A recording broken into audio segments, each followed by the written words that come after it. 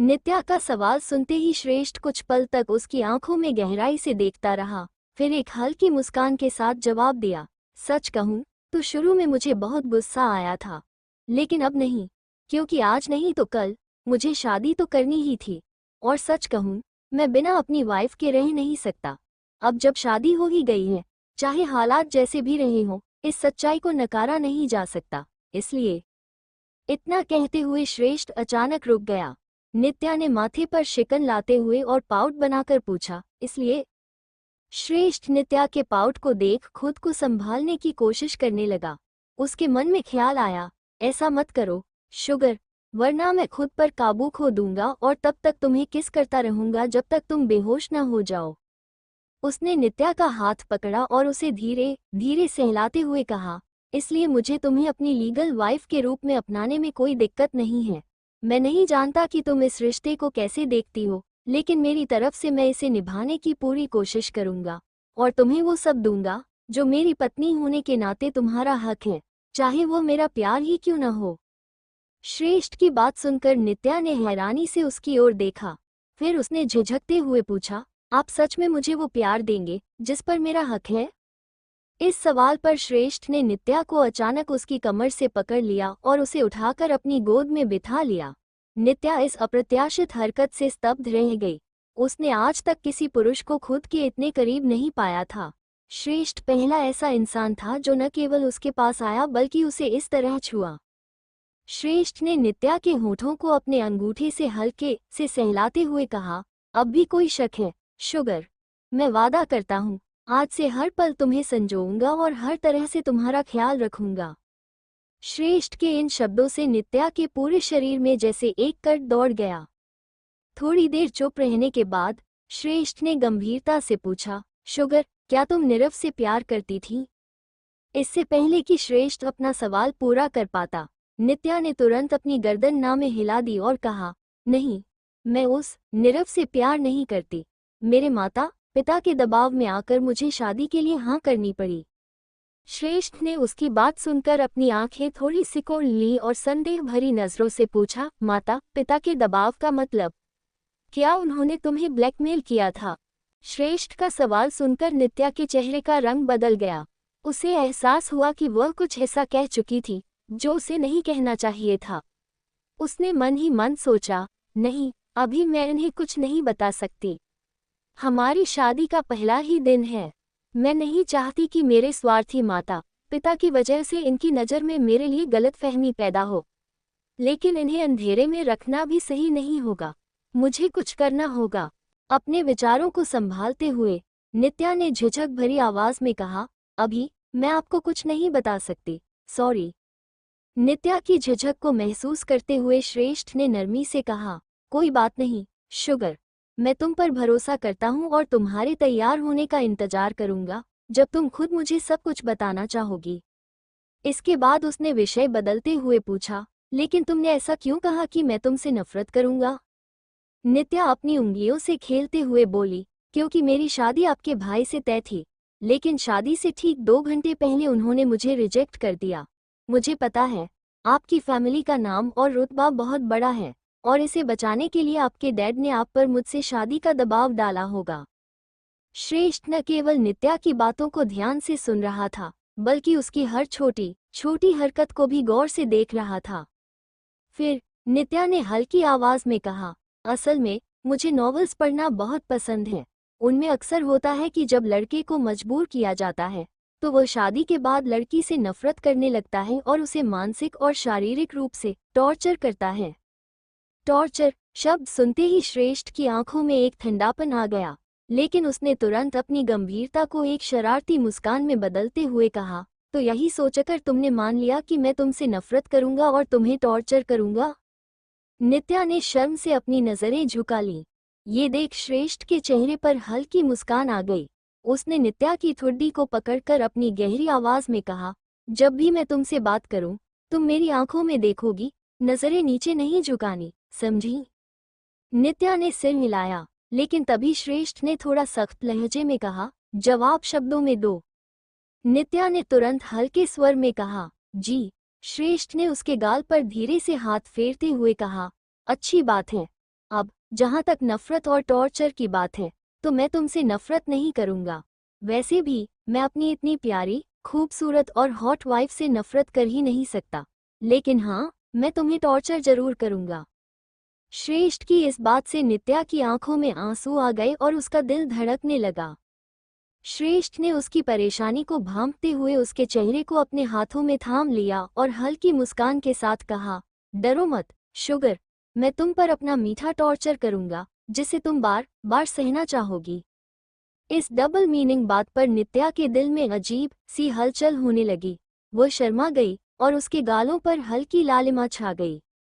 श्रेष्ठ ने उसकी ओर देखते हुए गंभीर आवाज में पूछा, वैसे तुमने कहा कि तुम्हें पढ़ना पसंद है, क्या तुमने शादीशुदा जिंदगी के बारे में भी पढ़ा है? ये सुनकर नित्या का दिल जैसे जोर से धड़कने लगा। उसे एक अजीब सा एहसास हुआ, न तो पूरी तरह असहज और न पूरी तरह सहज।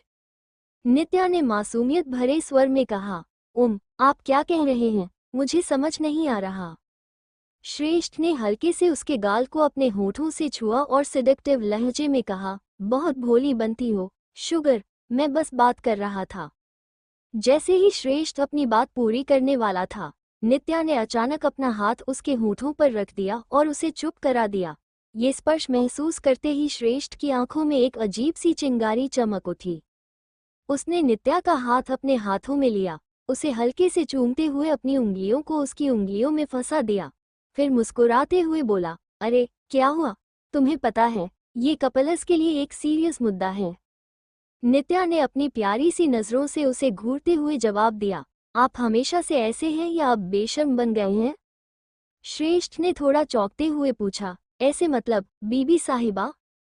नित्या ने हल्का सा पाउट बनाते हुए कहा, बेशर्म। ये सुनते ही श्रेष्ठ ने शरारत भरे अंदाज में नित्या की कमर को कसकर पकड़ा। उसका लहंगा थोड़ा ऊपर खिसका हुआ था, जिससे उसकी कमर का हिस्सा खुला था। श्रेष्ठ ने उसकी खुली त्वचा पर अपनी उंगलियां फिराते हुए कहा, तुम्हें शर्म नहीं आती, अपने हस्बैंड को बेशर्म बोल रही हो? वैसे मैंने अपनी बेशर्मी अभी तक दिखाई कहाँ है? तैयार हो जाओ शुगर, क्योंकि आज रात तुम जानोगी कि मैं कितना बेशर्म हो सकता हूँ। आखिर आज हमारी सुहाग रात है। श्रेष्ठ की इस बात से नित्या अवाक रह गई। उसका मुंह खुला का खुला रह गया और इस मासूम से चेहरे को देखकर श्रेष्ठ खुद को रोक नहीं सका। उसने नित्या के होठों पर अपने होंठ रख दिए और धीरे धीरे उसे चूमने लगा। श्रेष्ठ के इस अप्रत्याशित कदम से नित्या की पूरी बॉडी सिहर उठी। उसका दिल तेजी से धड़कने लगा और उसे अंदर ही अंदर कुछ अलग महसूस हुआ। जबकि श्रेष्ठ पूरी तन्मयता से उसे चूम रहा था, नित्या अभी तक हैरानी में थी। तभी श्रेष्ठ की गहरी आवाज उसके कानों में पड़ी, किस मी बैक शुगर। श्रेष्ठ ने अपने प्यार को और गहराई देते हुए नित्या के होठों को तीव्रता से चूमा। नित्या, जो शुरुआत में झिझक रही थी, धीरे धीरे उसका साथ देने लगी। उनका यह मधुर पल धीरे धीरे वाइल्ड किस में बदल गया। श्रेष्ठ ने नित्या की कमर को अपने हाथों से सहलाते हुए और गहराई से उसे अपने करीब खींच लिया। नित्या के मुंह बंद रखने पर श्रेष्ठ ने हल्की नाराजगी दिखाते हुए उसकी कमर को हल्का सा चुटकी काटी। नित्या ने दर्द और हल्की झिझक के साथ अपना मुंह खोला और उसी पर श्रेष्ठ ने अपनी जुबान उसके मुंह में डाल दी, जैसे उसके स्वाद को महसूस कर रहा हो। इस इंटेंस पल के बाद दोनों हौंफने लगे। नित्या ने अपना सिर श्रेष्ठ के चौड़े सीने पर टिका लिया, जबकि श्रेष्ठ ने प्यार से उसकी पीठ सहलाई। फिर श्रेष्ठ ने उसकी तरफ देखकर कहा, ये मेरी पहली किस थी शुगर, और मुझे लगता है तुम्हारी भी पहली ही होगी, है ना? नित्या ने धीरे से सिर हिलाकर हामी भरी। श्रेष्ठ ने उसके होठों पर हल्की सी एक और किस करते हुए कहा, ये हमारी पहली किस थी, लेकिन आखिरी नहीं होगी। अब से ये सिलसिला चलता रहेगा। श्रेष्ठ की बात सुनकर नित्या का चेहरा पूरी तरह लाल हो गया। उसे इतना शर्माते देख श्रेष्ठ के चेहरे पर एक शरारती मुस्कान आ गई। वो नित्या के कान के पास झुककर धीमे से फुसफुसाया, अगर एक किस के बाद तुम इतना शर्मा रही हो तो सोचो रात को तुम्हारी क्या हालत होगी जब मैं तुम्हें पूरी तरह से अपना बना लूंगा। ये सुनकर नित्या की आंखें बड़ी हो गईं और उसका मुंह खुला का खुला रह गया। थोड़ी देर बाद उसने खुद को संभालते हुए धीरे से कहा, प्लीज मुझे चिढ़ाइए मत श्रेष्ठ। जैसे ही नित्या ने धीरे से श्रेष्ठ का नाम लिया, वो चौंकते हुए मुस्कुराया और बोला, क्या कहा तुमने? फिर से एक बार बोलो। नित्या ने हैरानी से उसे देखा और कहा, मैंने सिर्फ यही कहा कि मुझे मत चिढ़ाइए। श्रेष्ठ ने सिर हिलाते हुए उसे रोका। नहीं मेरी मासूम शुगर, मैं उस बात की नहीं, बल्कि इस बात की बात कर रहा हूँ कि तुमने पहली बार मेरा नाम लिया है। फिर से बोलो। नित्या को अचानक एक शरारती ख्याल आया। उसने अपनी मासूमियत भरी शक्ल बनाकर कहा, ओह, मैंने आपका नाम लिया था, मुझे तो याद ही नहीं है। श्रेष्ठ कुछ पल उसे घूरता रहा, फिर भौहें चढ़ाते हुए बोला, अपनी पति से होशियारी कर रही हो मिसेज अग्निवंशी, ये तुम्हें महंगा पड़ेगा। नित्या ने उसकी बात को अनसुना करते हुए कंधे उचका दिए और बोली, ओह अच्छा, लेकिन मुझे कोई फर्क नहीं पड़ता। ये सुनकर श्रेष्ठ ने अचानक नित्या के होठों को हल्के से काटा। उसके बाद अपने अंगूठी से उसकी त्वचा को सहलाते हुए धीमे स्वर में बोला, जो तुमने अभी किया है उसकी सजा तुम्हें जरूर मिलेगी, और वह बहुत सख्त होगी। बस रात तक का इंतजार करो शुगर, मैं वादा करता हूँ तुम्हें मेरा नाम बार बार जोर से पुकारना पड़ेगा। श्रेष्ठ की इस बात पर नित्या घबराते हुए धीमे स्वर में बोली, मैं तो बस मजाक कर रही थी। श्रेष्ठ ने उसकी बात बीच में काटते हुए गंभीरता से कहा, लेकिन मैं मजाक नहीं कर रहा था, और मैं इसे लेकर एकदम निश्चित हूँ। नित्या ने उसे अपने मासूम पपी डॉग जैसी आंखों से देखते हुए कहा, प्लीज श्रेष्ठ। श्रेष्ठ हल्की मुस्कान के साथ बोला, तुम्हें पता है शुगर, आज से पहले मेरा नाम मुझे इतना अच्छा कभी नहीं लगा जितना तुम्हारे मुंह से सुनने पर लगा। ये सुनते ही नित्या की आंखें भर आईं। उसे रोता देख श्रेष्ठ तुरंत चिंतित हो गया। उसने नित्या का चेहरा अपने हाथों में लिया और कोमल स्वर में पूछा, नित्या तुम रो क्यों रही हो? क्या मैंने कुछ गलत कहा या किया? अगर ऐसा है तो मुझे माफ कर दो, लेकिन प्लीज रो मत। नित्या ने उसके हाथों पर अपना हाथ रखते हुए कहा, नहीं आप गलत नहीं हैं, यह आपकी वजह से नहीं है, बस कुछ ऐसा याद आ गया जिसे याद करके मैं खुद को रोक नहीं पाई। श्रेष्ठ ने उसे अपनी बाहों में कसकर लपेट लिया और उसके माथे पर एक प्यारा सा चुंबन देते हुए कहा, कोई बात नहीं शुगर, तुम्हें मेरे सामने कभी कुछ छिपाने या शर्मिंदा होने की जरूरत नहीं है। अगर तुम्हें कुछ भी परेशान करता है या तुम कुछ चाहती हो तो बस मुझे बताओ, मैं तुम्हारी हर बात खुशी खुशी पूरी करूंगा। नित्या ने उसे देखते हुए कहा, आप सच में बहुत अच्छे इंसान हैं श्रेष्ठ। उसकी बात सुनते ही श्रेष्ठ के चेहरे पर एक शरारती मुस्कान आई। वो झुककर नित्या के गालों को चूमते हुए बोला, वो तो मैं हूं ही, लेकिन सुन लो, भले ही मैं दुनिया के लिए बुरा आदमी कहलाऊं, तुम्हारे लिए मैं हमेशा सबसे अच्छा पति बनूंगा। हालांकि मेरे डर्टी दिमाग में क्या क्या चलता रहेगा उसकी गारंटी नहीं दे सकता। जैसे ही नित्या ने श्रेष्ठ की बात सुनी, उसका चेहरा लाज से लाल हो गया। उसने अपने हाथों से चेहरा छुपाते हुए कहा, आप तो हद से ज्यादा बेशर्म हैं श्रेष्ठ, भगवान ही जाने मैं ऐसे इंसान को कैसे संभालूंगी। श्रेष्ठ ने मुस्कुराते हुए उसके हाथों को चेहरे से हटाया और अपनी चंचल आवाज में बोला, अरे तुम मुझे बहुत अच्छे से संभाल लोगी शुगर, वैसे भी तुम्हारे पति जैसा तुम्हारे सामने है वैसा सबके साथ नहीं है। नित्या ने हैरानी से उसे देखा और पूछा, ये क्या मतलब हुआ? श्रेष्ठ धीरे से उसके करीब झुका और गहरी आवाज में फुसफुसाया, मतलब बहुत जल्द तुम्हें सब समझ आ जाएगा, लेकिन उससे पहले मैं तुम्हें किस करना चाहता हूँ शुगर।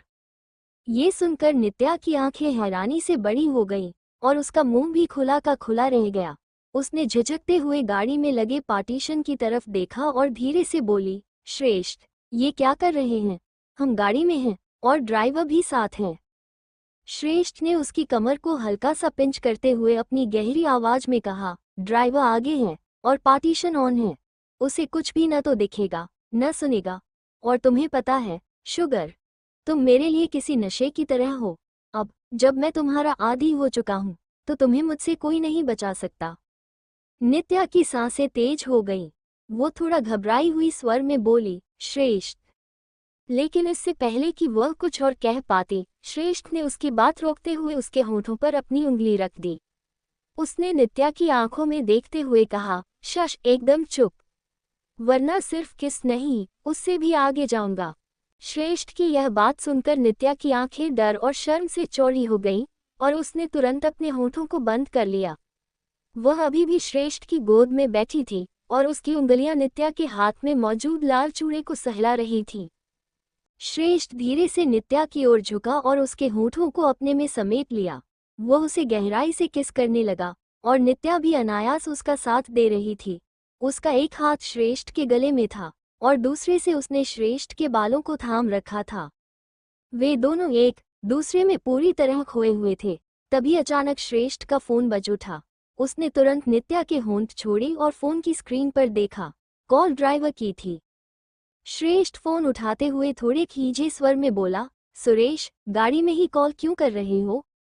ड्राइवर ने डरते हुए कहा, सर, हम पहुंच गए हैं। जब नित्या श्रेष्ठ की गोद में बैठी थी, उसने उसकी कमर को मजबूती से पकड़ा और धीमी, गंभीर आवाज में सिर्फ हम कहा। फोन काटते ही उसने नित्या के गालों पर अपना अंगूठा फिराते हुए कहा, शुगर, मेरी तरफ देखो। नित्या ने अपनी लंबी पलकों को झपकाते हुए उसे देखा और हल्के से पूछा, क्या? श्रेष्ठ ने उसके गालों पर हल्का सा चुंबन देते हुए मुस्कुराया, हम घर पहुंच गए हैं, लेकिन तुम इस हालत में बाहर सबके सामने जाओगी? अगर गई तो सबको समझ आ जाएगा कि यहाँ क्या हुआ था। ये सुनते ही नित्या का चेहरा और ज्यादा लाल हो गया। श्रेष्ठ ने पास पड़ा टिश्यू उठाया और नित्या के होठों से लिपस्टिक के निशान साफ करते हुए उसके बालों को संवारने लगा। सब ठीक करने के बाद उसने नित्या के माथे पर प्यार भरा चुंबन दिया और कहा, अब बिल्कुल परफेक्ट लग रही हो। नित्या ने धीरे से कहा, श्रेष्ठ, कुछ कहना है? श्रेष्ठ ने मुस्कराते हुए जवाब दिया, कहो मेरी जान। आपके होठों पर मेरी लिपस्टिक लगी हुई है, नित्या ने शर्माते हुए कहा। श्रेष्ठ के होठों पर शरारती मुस्कान उभरी। वो बोला, तो साफ कर दो, जब मैं तुम्हारी मदद कर सकता हूँ तो क्या तुम मेरी इतनी सी मदद नहीं करोगी? नित्या ने हल्के से सिर हिलाया। श्रेष्ठ ने टिश्यू बॉक्स से एक टिश्यू निकालकर उसे पकड़ाया और कहा, ये लो, मेरी मदद करो। नित्या ने ध्यान से उसके होठों से लिपस्टिक साफ करना शुरू किया। जहां वह पूरी तरह अपने काम में लगी थी, वहीं श्रेष्ठ उसकी मासूमियत को देखता जा रहा था। उसकी नजरों से नित्या धीरे धीरे पिघल रही थी। काम खत्म होने के बाद नित्या ने इस्तेमाल किया हुआ टिश्यू खिड़की से बाहर फेंकते हुए कहा, हो गया। अचानक श्रेष्ठ ने उसका हाथ पकड़ लिया और गंभीर आवाज में कहा, बाहर जाने से पहले मेरी एक बात सुनो। नित्या उसकी आवाज सुनकर सतर्क हो गई और पूरे ध्यान से उसकी तरफ देखने लगी। श्रेष्ठ ने उसकी आंखों में देखते हुए शांत लहजे में कहा, वहां नीरव भी होगा, उससे डरने की जरूरत नहीं है। मैं तुम्हारे साथ हूँ, और अगर मेरे कुछ रिश्तेदार अजीब व्यवहार करें तो उन्हें नजरअंदाज करना, तुम्हें सिर्फ मुझ पर ध्यान देना है। नित्या ने थोड़े डरे हुए स्वर में पूछा, आप मेरे साथ हैं ना? श्रेष्ठ ने उसके गालों को अपने हाथों में लेकर उसकी आंखों में देखा और दृढ़ता से कहा, हाँ, मैं हमेशा तुम्हारे साथ हूँ, लेकिन याद रखना, जरूरत पड़ने पर तुम्हें खुद के लिए खड़ा होना है। मैं तुम्हारे साथ हूँ, पर तुम्हारा आत्मविश्वास ही तुम्हें सबसे मजबूत बनाएगा। अब चलो, वरना सब यहाँ आ जाएंगे। श्रेष्ठ पहले गाड़ी से उतरा और गार्ड को नित्या के लिए दरवाजा खोलने से रोकते हुए कहा, रुको, ये मेरी बीवी है, उससे जुड़े हर काम मैं खुद करूंगा, पीछे हटो। उसके तीखे स्वर और पजेसिव अंदाज ने गार्ड को घबरा दिया। गार्ड ने डरते हुए सिर झुकाया और धीमी आवाज में बोला, सर, सॉरी सर। श्रेष्ठ ने अपनी तीखी नजरों से गार्ड को देखा और बेहद सर्द लहजे में कहा, ऐसा ही होना चाहिए। गाड़ी के अंदर बैठी नित्या को बाहर की कोई आवाज सुनाई नहीं दे रही थी क्योंकि खिड़की के शीशे चढ़े हुए थे। तभी श्रेष्ठ ने उसकी तरफ का दरवाजा खोला और नित्या की ओर हाथ बढ़ाते हुए कहा, आओ शुगर। नित्या ने उसके हाथ की ओर देखा, हल्की झिझक के साथ अपना हाथ उसके हाथ में दिया और गाड़ी से बाहर निकली। बाहर आते ही श्रेष्ठ ने अपना एक हाथ उसकी कमर पर रखा और दूसरे हाथ से उसका हाथ थाम लिया। जैसे ही दोनों आगे बढ़े, आसमान में आतिशबाजी होने लगी। अचानक हुए इस शोर से नित्या सहम गई और उसने घबराहट में श्रेष्ठ का हाथ और कसकर पकड़ लिया। श्रेष्ठ ने उसकी हालत देखी और उसे अपनी बाहों में थोड़ा करीब खींचते हुए शांत आवाज में कहा, डरने की जरूरत नहीं है शुगर, ये सब तुम्हारे स्वागत के लिए है। श्रेष्ठ अग्निवंशी की पत्नी का वेलकम इतना खास होना ही चाहिए। नित्या ने घबराहट में बस सिर हिला दिया। तभी उसकी नज़र सामने खड़े एक भव्य बंगले पर पड़ी। बंगला इतना शानदार था कि किसी शाही महल को भी पीछे छोड़ दे। उसकी सजावट और विशालता ने नित्या को हैरान कर दिया और उसकी आंखें उस पर टिक गईं। श्रेष्ठ ने उसकी नज़रों का पीछा किया और हल्की मुस्कान के साथ कहा, तुम इसे ऐसे क्यों देख रही हो, शुगर? अब से ये तुम्हारा घर है।